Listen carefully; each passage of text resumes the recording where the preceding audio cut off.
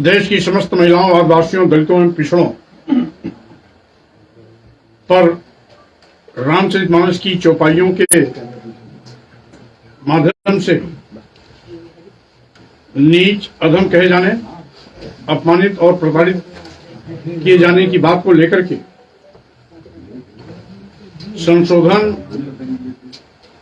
या प्रतिबंधित करने की मांग के क्रम में मैंने चिर प्रतीक्षित पत्र देश के राष्ट्रपति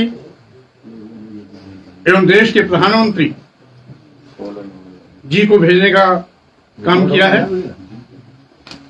और हमें पूरा भरोसा है कि माननीय राष्ट्रपति जी और माननीय प्रधानमंत्री जी इस पूरे प्रकरण की गंभीरता को संज्ञान में लेते हुए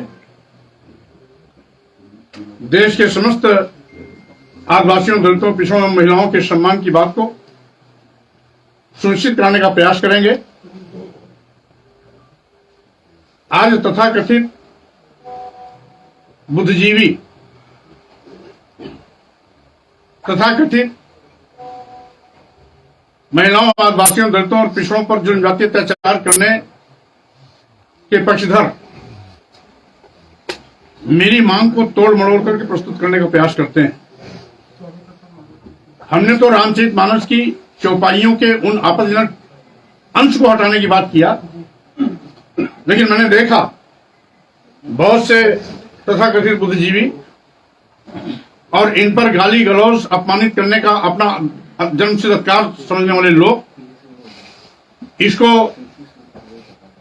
आराध्य श्री राम से जोड़ते हैं, धर्म से जोड़ते हैं, रामचरितमानस से जोड़ते हैं, जबकि इस पर मैंने न कभी टिप्पणी किया और न इस पर टिप्पणी करने का प्रबंधन हूं। मैं तो मात्र कुछ चौपाइयों के अंश, जिससे 97% आबादी वाले आदिवासी, दलित, पिछड़े एवं महिलाएं प्रभावित होती हैं, उनकी भावनाएं आहत होती हैं, धर्म के आड़ पर उनको अपमानित होना पड़ता है, हर सामाजिक और धार्मिक अवसरों पर उन्हें नीच होने की त्रासदी झेलनी पड़ती है। इसकी पूरी व्याख्या करते हुए मैंने माननीय प्रधानमंत्री जी और माननीय राष्ट्रपति जी को पत्र भेजा है। यहां तक कि पिछड़ी जातें पैदा होने और नीच कहलाने का जो अपमान झेलने का दंश माननीय प्रधानमंत्री जी ने झेला है, उसका भी हवाला मैंने दिया है कि ये संयोग है कि 2014 में आपके साथ भी इस प्रकार की अपमानजनक टिप्पणी की गई थी, जिसका जिक्र आपने नहीं किया था। इत्तेफाक से आप देश के आज प्रधानमंत्री हैं, इसलिए बहैसियत प्रधानमंत्री के रूप में आप इस समस्या का हल हमेशा हमेशा के लिए करने का कष्ट करें, जिससे कि भविष्य में इस प्रकार के विवाद और बहस होने की नौबत न आए।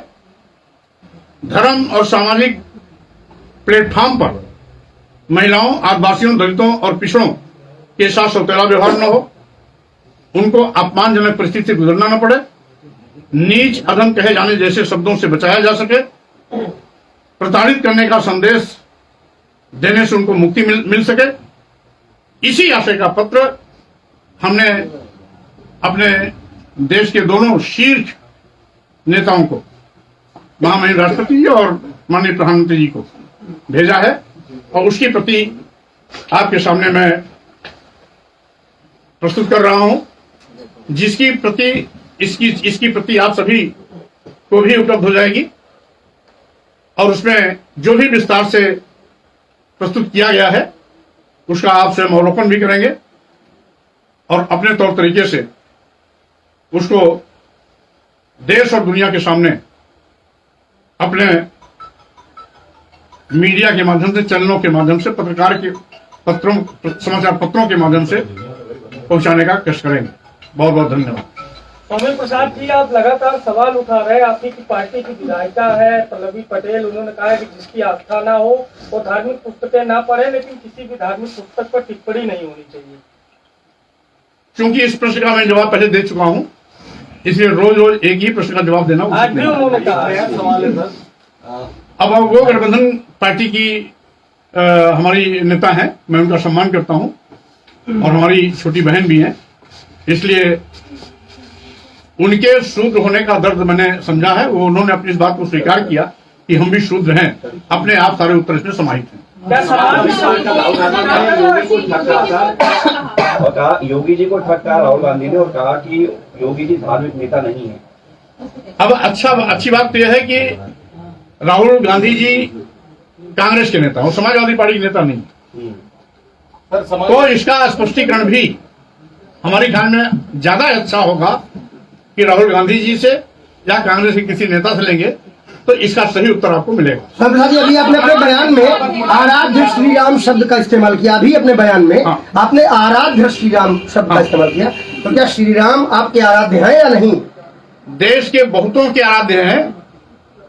और एक चीज मैंने बहुत पहले कहा था, आप शायद उसको भूल रहे हैं, भारतीय संविधान के लागू होने के बाद सभी धर्म सभी पंथ समान हैं और इसीलिए मैं सभी धर्मों का सम्मान करता हूं। सर ये बताइए, लखनऊ का नाम बदलकर लखनपुरी करने की मांग उठी है, भाजपा के सांसद ने मांग उठाई है, किस तरह से आप लग रहे? आज भाजपा सरकार अपनी असफलता पर पर्दा डालने के लिए बेरोजगारी, महंगाई, जीएसटी के नाम पर लूट, ठप हुए विकास कार्य, राष्ट्रीय संपत्तियों को बेचे जाने जैसे अपराध से लोगों का ध्यान हटाने के लिए इस प्रकार का हथकंडा अपना करके लोगों का ध्यान बटाने की कोशिश कर रही है, जिससे कि इनकी असफलताओं पर चर्चा न हो सके। ओम प्रकाश राजभर ने भी चिट्ठी लिखी है सीएम योगी को। ओम प्रकाश राजभर ने भी सीएम योगी को चिट्ठी लिखी गाजीपुर का नाम बदलने के लिए। अब वो क्या सोच करके लिखे हैं, इसका उत्तर राजभर जी से ही लीजिए, ज्यादा अच्छा रहेगा।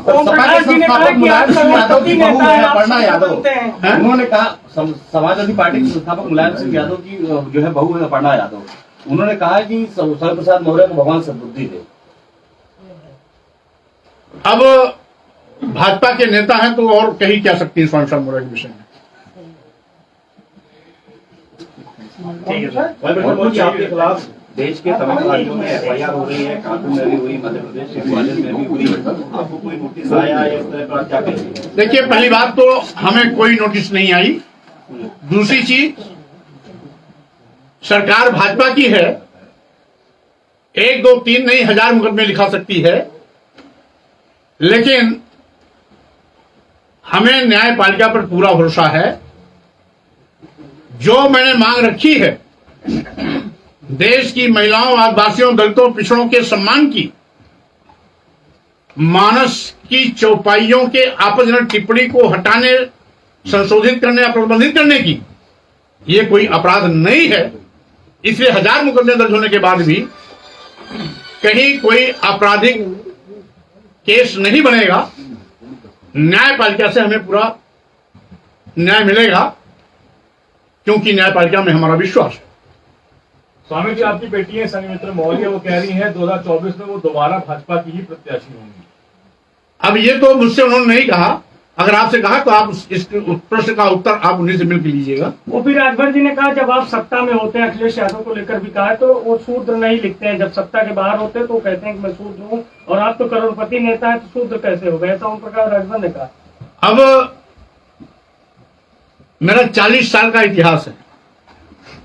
ओम प्रकाश राजभर जी अभी 2 दिन से राजनीति में आए,